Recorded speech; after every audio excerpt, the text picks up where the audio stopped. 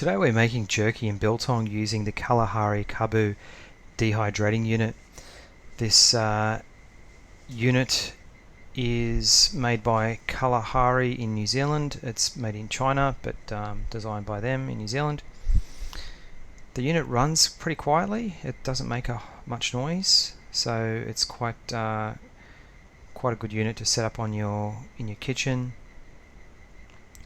And I got into this is a new sort of hobby of mine, drying meat, that I've just started up just because I wanted to make my own meat-based snacks without all the additives. So what I've got here is topside that I've cut into jerky sized pieces and just lightly salted. So I've not added anything else in, but hey, if you want to do marinades, if you want to add sugars and spices, whatever you like, then for sure you can do that. The unit does come with a recipe book that gives you a whole lot of recipes for jerky, for biltong, for sausage, for a whole raft of different dried and cured goods. So that's there, and there's a ton of recipes online. So it comes with these drying racks. It also comes with a top rack that you can hang the biltong pieces from, the meat pieces up from, to make biltong.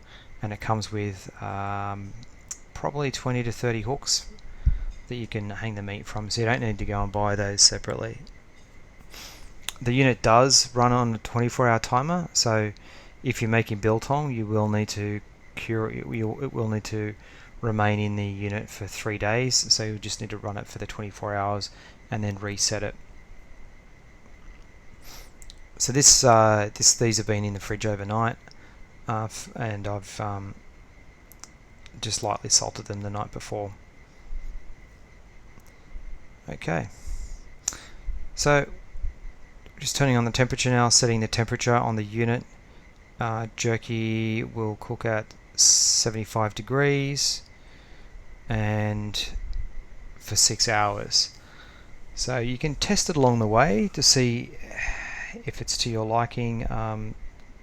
After say 5 hours or so, when you get to 6 hours, test it again. If you want it to go longer than 6 hours, then keep it going. But the guidebook recommends 6 to 8 hours. I think it does really depend on how thick you cut the slices too. So it's been 6 hours. Let's take a look.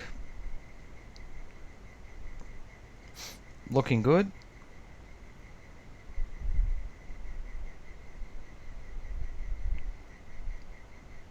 Very firm. And let's do the pull apart test. Yeah, so I'm happy with that. That's the texture that I want. And as I say, this is just beef and salt. I haven't marinated it, and it's been in the unit for 6 hours at 75 degrees. Yeah, thumbs up. This was really good, and I've been really enjoying this.